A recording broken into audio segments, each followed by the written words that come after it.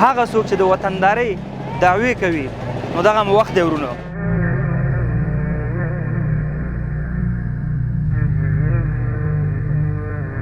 السلام علیکم ورحمت الله. دوستان تاسو وپوهیږئ زه کوم ځای کې ولاړم؟ هغه صفري نقطه تورخم خاوند مزی د تورخم دی، دا به مو اورېدلې وي. هغه ځای کې ولاړ ورونو چې اوس هم مونږ دې ته احتیاج یو تر څو پورې د دغې کرښې نه اخوا ته واوړو تر څو پورې خپل علاج وکړو. اوس هم مونږ احتیاج یو چې زموږ د معدې تکلیف لپاره باید مونږ دلته شپې شپې پاتې شو، دلته تر څو پورې اخوا ته واوړو. ولې حالات او شرایط داسې راغلي دي تر څو پورې هغې هم سختګیري راوخلي. یو ژبه، یو کلتور، یو رسم و رواج، بس الله دې اسانه کړي. موږ او تاسو ته څه کول پکار دي؟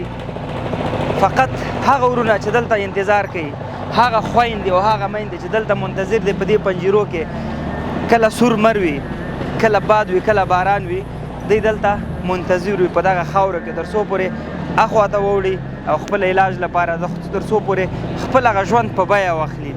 په دې لټه کې پراته دي.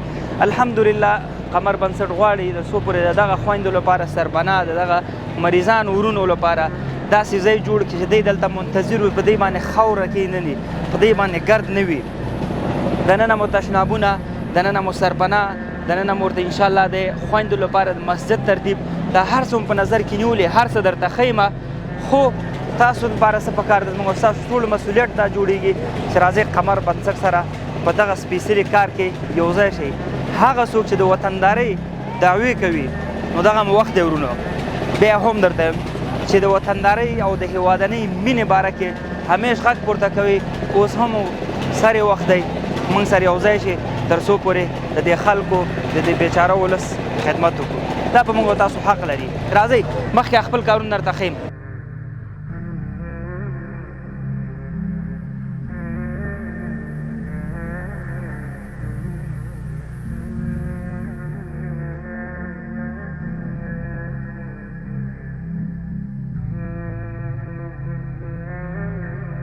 دوستان لکه څنګه مې چې تاسو ته وویل الحمدلله دغه تشنابونه دي چې دلته خویندې کوی سي او د څوک یې دلته لمونځ وکړي، لمانځه ترتیب هم ورته جوړو، برخونه هم شته دي.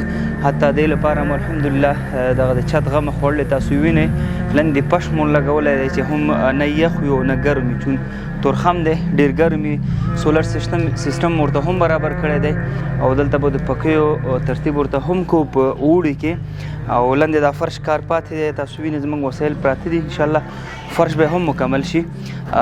نو کوشش کوو ورونو چې په هغه اساسي کارونو باندې موږ زیات فوکس وکړو تر څو پورې اقل لاندې وطن ته یو څه وکړو. موږ مخکې هم ویلي وطن په موږ حق لري. تاسو دا خویندې وینئ دلته زموږ ستاسو تورسرې دي، دغه زموږ سیاسرې دي، زموږ خویندې دي، زموږ میندې دي، زموږ بچي دي. نو دوی لپاره چې موږ تاسو په شریکه خدمت ونه کړو نو چاته به یې کړو، دا په موږ حق لري. نو هغه طرف ته هم موږ ګورو، ورونو لپاره هم ترتیب نیول شوی، هغه به موږ ګورو. راځئ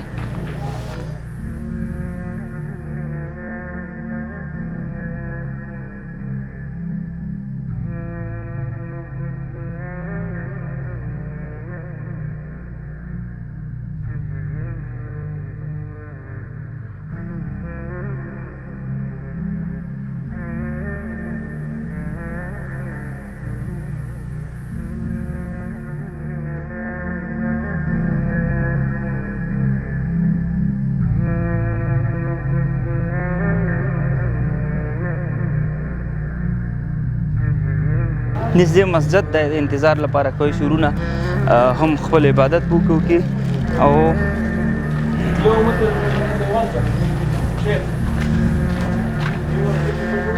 الحمدلله اساسي تشنابونه به دلته ورونو لپاره جوړو چې دلته حتی دې کوی سي پکې ولامبي، پکې جامې بدلې کړي، غسل پکې وکړي، هر څه ترتیب به تر شامپو صابون هر څه پورې به انشاءالله دې ترتیب دلته ورته برابرو تر څو پورې اقلا که د چا نه زیات نه وي د چا نه کم خو باید هم نشو انشاءالله. دا غټه خبر ده. دوستانو د ورونو لپاره خو د تشنابونو ترتیب انشاءالله تاسو وکته، هغه هلته جوړېدو لاندې دی، کار به انشاءالله زر ختم سي. ولې دا داسې ځایونه چې موږ هم وینو دا بیا هم ترمیم ته ضرورت لري.